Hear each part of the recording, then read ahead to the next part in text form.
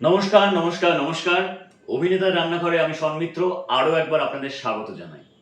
আজকে আবার একটি নতুন রেসিপি নিয়ে আমি আপনাদের সামনে চলে এসেছি। এই রেসিপিটি চিকেনের, কিন্তু এটাও কিন্তু খুব হালকা এবং পাতলা, মানে গরমে খাওয়ার উপযোগী। আমি এ পর্যন্ত যতগুলো রেসিপি আমার চ্যানেলে আপলোড করেছি সেগুলো সবগুলোই কিন্তু খুব হালকা পাতলা, যাতে গরমে খাওয়া যায় এরকম। তো এই রেসিপিটি আমার সোনাপুষিয়ার কাছ থেকে শেখা। মানে সোনাপুষিয়া হচ্ছে আমার 4 নম্বর পিসি। তো আমার বেশিরভাগ রান্নাই আমার মা, বাবা, ছোট মা, আমার পিসিরা এদের কাছ থেকেই শিখেছি। তো এই রান্নাটার ইউনিক বিষয় হচ্ছে যে এর নাম হচ্ছে আচারি চিকেন। আচারি চিকেনে আমি দেখেছি অনেকে আচারের তেল ব্যবহার করে, কিন্তু আমি এখানে আচারের তেল ব্যবহার করব না। বিভিন্ন ঘরে থাকা সমস্ত মশলা দিয়ে এটা তৈরি হবে। পেঁয়াজ লাগে, রসুন তো লাগেই, আর একটা লেবু লাগে। তবে যেটা ইউনিক সেটা হচ্ছে এটার ফোড়নটা। যেই ফোড়নটার জন্য এই মাংসটা কিন্তু একদম ইউনিক। কি ফোড়ন সেটা জানতে চান? হুম, তাহলে চলুন রান্নাঘরে। রান্নাঘরে আমরা জানবো কি কি ফোড়ন দিয়ে তৈরি হবে আচারি চিকেন। আচারি চিকেন বানানোর জন্য যে সরঞ্জামগুলো দরকার সেগুলো আমি এখানে এইভাবে একসাথে গুছিয়ে নিয়েছি। এর জন্য আমি প্রথমে নিয়েছি 700 থেকে 750 গ্রাম মতো চিকেন। দেখুন, চিকেনের পিসগুলোকে আমি বেশ ছোট ছোট করে কেটেছি, যেগুলো চিলি চিকেনের পিসের থেকে একটু বড় এবং কারি কাটের থেকে একটু ছোট। বেসিক্যালি এখানে মাংসটা খুব বেশিক্ষণ ধরে কষানোর দরকার হয় না, তাই সেদ্ধ হতে অসুবিধে হতে পারে। সেই কারণে আমি মাংসগুলোকে এইভাবে কেটে নিয়েছি। এরপরে আমি নিয়েছি 3খানা পেঁয়াজ আর 1খানা রসুন। পেঁয়াজগুলোকে আমি ঝিরিঝিরি করে কেটে নেব, আর রসুনের কোয়াগুলোকে ছাড়িয়ে নেব। এখানে আমি নিয়ে নিয়েছি 5 থেকে 6 চামচ সর্ষের তেল। আমি এখানে সর্ষের তেলটাই ব্যবহার করব, কারণ আচারে কিন্তু সর্ষের তেলই ব্যবহার করা হয়। আর এই চিকেনের ক্ষেত্রে সর্ষের তেল ব্যবহার করলে ফ্লেভারটা একদম ঠিকঠাক আসে আচারের মতন। আমি নিয়ে নিয়েছি 2খানা লেবু এবং 7খানা কাঁচা লঙ্কা। এখানে বলে রাখা ভালো যে 2খানা লেবু আমাদের লাগবে না সম্পূর্ণ, একটা লেবুর সম্পূর্ণ লাগবে, আর একটা লেবুর 1/3 মতো আমরা ব্যবহার করব একদম রান্নার শেষে। সে কারণে আমাকে 2খানা লেবুই নিতে হয়েছে। আর আমি এই যে 7খানা কাঁচা লঙ্কা নিয়েছি, আপনারা চাইলে কমও নিতে পারেন। আমি ঝাল খেতে পছন্দ করি জন্য 7খানা কাঁচা লঙ্কা নিয়েছি, আপনারা চাইলে কমও দিতে পারেন। এখানে আমি নিয়ে নিয়েছি হলুদ এবং কাশ্মীরি লঙ্কা গুঁড়ো, আছে নুন। এই দেখুন, এখানে আমি নিয়ে নিয়েছি 1 চা চামচ মতো চিনি। এটা আমার চা চামচ, এই 1 চা চামচ মতো চিনি আমি নিয়ে নিয়েছি। এইবারে আমি চলে যাব ফোড়নের দিকে। ফোড়নটা আপনাদের দেখাবো যে কী ফোড়ন এখানে ব্যবহার করা হয়। আমি ফোড়নগুলোকে এক জায়গায় নিয়ে নিয়েছি। এই দেখুন, এটা নিয়েছি জোয়ান, কাঁচা জোয়ান। বলা ভালো এইখানে কিন্তু কাঁচা জোয়ানটা খুব ইম্পর্ট্যান্ট, এবং জোয়ানের পরিমাণটা থাকবে সবচেয়ে বেশি। এখানে আমি 1 চা চামচ কাঁচা জোয়ান নিয়েছি। তারপরে নিয়েছি 1/2 চা চামচ কালো সর্ষে। এখানে আছে 1 চিমটে অর্থাৎ 1/3 চামচ রাঁধুনি, 1/3 চামচ মেথি, 1/3 চামচ সাদা জিরে, আর একটা শুকনো লঙ্কা। তাহলে আমাদের রান্নার উপকরণগুলো কিন্তু একদম রেডি। চলুন এবার আমরা মাংসটাকে ম্যারিনেট করে নিই। মাংসটা ম্যারিনেট করার জন্য আমি প্রথমে মাংসটাকে ভালো করে ধুয়ে জল ঝরিয়ে একটা পাত্রর মধ্যে নিয়ে নিয়েছি। তারপরে আমি এর মধ্যে দিয়ে দেব 1.5 চামচ মতো নুন। এখানে নুনের পরিমাণটা একটু বেশি দেব, কারণ এই রান্নায় যেহেতু লেবু ব্যবহার করা হবে এবং মাংসটাও ম্যারিনেট করা হবে সম্পূর্ণ লেবু দিয়ে, সেই জন্য আমি 1.5 চামচ নুন দিলাম। তারপর আমি এখানে একটা লেবুকে 4 টুকরো করে কেটে নিয়েছি। সেই 4 টুকরো লেবুর রস আমি পুরো মাংসটার মধ্যে দিয়ে আমি খুব ভালো করে মাংসটাকে মাখিয়ে নেব। দেখুন, এইভাবে আমি মাংসটাকে মাখিয়ে নিচ্ছি।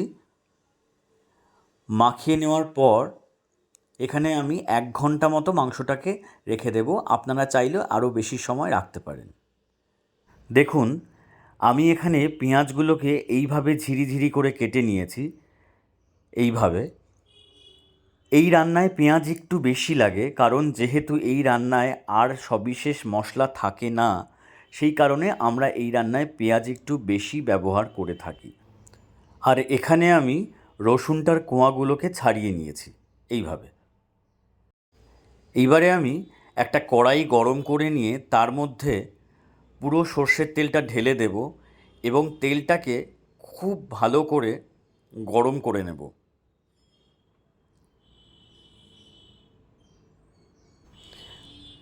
এই দেখুন, আমাদের তেল কিন্তু একদম গরম হয়ে গিয়েছে। এবারে এই গরম তেলের মধ্যে আমরা অপেক্ষাকৃত বড় যে রসুনের কোয়াগুলো, সেই রকম রসুনের কোয়াগুলো নিয়ে সেগুলোকে খুব ভালো করে লাল করে ভেজে তুলে রাখব। দেখুন, আমার রসুনের কোয়াগুলো ভাজা হয়ে গিয়েছে। আমি এবার এইগুলোকে তুলে রাখলাম একটা বাটির মধ্যে। তারপরে আমি ধীরে ধীরে এই গরম তেলে সমস্ত ফোড়নগুলো দিয়ে দেব।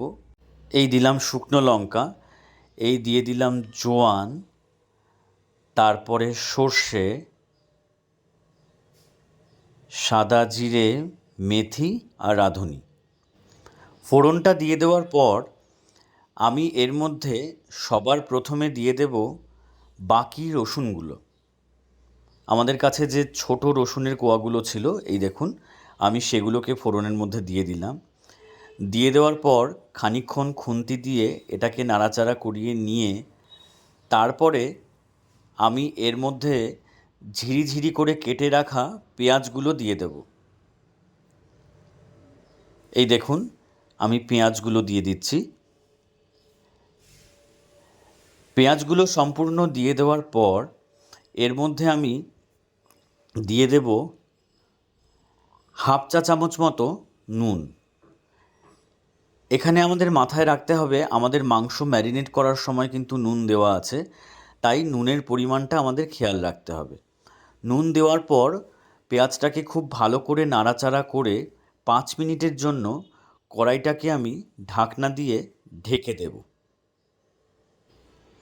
5 মিনিট পর আমি ঢাকনা সরিয়ে নিচ্ছি। এই দেখুন, পেঁয়াজটা কিন্তু অনেকটাই নরম হয়ে গিয়েছে এবং প্রায় ভাজা ভাজা হয়ে এসছে। এবার আমি এর মধ্যে দিয়ে দেব 4খানা কাঁচা লঙ্কা। আমাদের কাছে 7খানা লঙ্কা ছিল, আমি 4খানা কাঁচা লঙ্কা দিলাম। আর দিয়ে দিচ্ছি হাফ চা চামচ পরিমাণ হলুদ, তারপর দিচ্ছি হাফ চা চামচ কাশ্মীরি লঙ্কার গুঁড়ো। এইগুলো দিয়ে দেওয়ার পর আমি খুব ভালো করে মশলাটাকে কষিয়ে নেব এবং তারপরেই মাংস দেব। কারণ মশলা কষানোর আগে যদি আমরা মাংস দিয়ে দিই তাহলে কিন্তু একটা হলুদের কাঁচা গন্ধ করবে। সেই কারণেই মশলাটাকে কষিয়ে নেওয়ার পর আমরা মাংসটা দেব। এই দেখুন, আমাদের মশলাটা কষে গিয়েছে। এইবার আমি ম্যারিনেট করে রাখা মাংসটা ধীরে ধীরে মশলার মধ্যে দিয়ে দেব।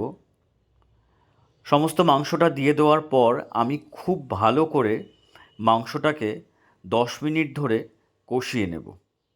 এই দেখুন, আমাদের মাংসটা কিন্তু কষে গিয়েছে এবং মাংসটা থেকে বেশ খানিকটা জলও বেরিয়েছে। এইবারে আমি এর মধ্যে দিয়ে দিচ্ছি আমাদের আগে থেকে ভেজে তুলে রাখা রসুনগুলো। সেই রসুনগুলো আমি দিয়ে দিলাম।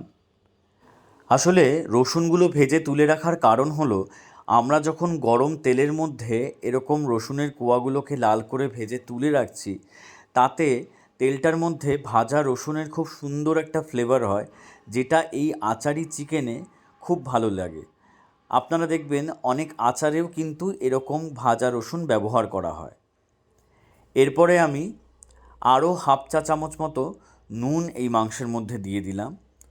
দিয়ে দেওয়ার পর মাংসটাকে খুন্তি দিয়ে খুব ভালো করে নাড়াচাড়া করে তারপর এটাকে আরও 10 থেকে 12 মিনিটের জন্য ঢাকনা দিয়ে ঢেকে রেখে দিলাম সেদ্ধ হওয়ার জন্য। 10 মিনিট পর আমরা দেখে নেব মাংসটার কী অবস্থা। এই দেখুন, আমি ঢাকনাটা খুলে নিচ্ছি।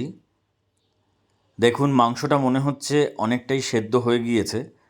মাংসটা থেকে কিন্তু বেশ খানিকটা জলও বেরিয়েছে। এবার আমি খুন্তি দিয়ে দেখে নেব মাংসটা কতটা সেদ্ধ হয়েছে। এই দেখুন, মাংসটা কিন্তু প্রায় সেদ্ধ হয়ে এসছে। এই কারণেই আমি মাংসর পিসগুলোকে ছোট ছোট করেছিলাম, যাতে সেদ্ধ হতে কোনো রকম অসুবিধে না হয়। এইবারে আমি এর মধ্যে দিয়ে দেব 1 কাপ জল। এই দেখুন, আমি 1 কাপ জল দিয়ে দিলাম। আর তারপরে দেব হাফ চা চামচ চিনি। জল এবং চিনি দেওয়ার পর আমি মাংসটাকে খুব ভালো করে খুন্তি দিয়ে নাড়াচাড়া করে গ্যাসের আঁচটাকে বাড়িয়ে এটাকে আমি আরও 10 মিনিটের জন্য ঢেকে রেখে দেব। 10 মিনিট পরে দেখুন আমাদের মাংস কিন্তু প্রায় রেডি। ঝোলটা একদম ফুটে গিয়েছে এই দেখুন, আর মাংসটাও প্রপারলি সেদ্ধ হয়ে গিয়েছে। এইবারে একদম লাস্টে আমি দিয়ে দেব লেবু। আমাদের কাছে যে আর একটা লেবু ছিল তার 1/3 লেবু কেটে নিয়ে আমি তার পুরো রসটা এর মধ্যে চিপে দিয়ে দিচ্ছি। এই দেখুন এইভাবে লেবুর রসটা দিয়ে দেওয়ার পর আমি আমাদের কাছে যে বাকি কাঁচা লঙ্কাগুলো ছিল সেই 3খানা কাঁচা লঙ্কা দিয়ে মাংসটাকে ঢেকে গ্যাস অফ করে আরও 10 মিনিট রেখে দেব। আমাদের আচারি চিকেন কিন্তু একদম তৈরি। এই দেখুন আমাদের আচারি চিকেন। গরমকালে একটু অন্যরকম চিকেন খেতে চাইলে এই রেসিপিটি আপনারা বাড়িতে ট্রাই করতে পারেন। কেমন লাগলো আমাকে অবশ্যই কমেন্ট বক্সে লিখে জানান। ভালো লাগলে অন্যদের সাথে শেয়ার করুন। ভালো থাকবেন, সুস্থ থাকবেন। ভিডিওটি সম্পূর্ণ দেখার জন্য অনেক অনেক অনেক ধন্যবাদ।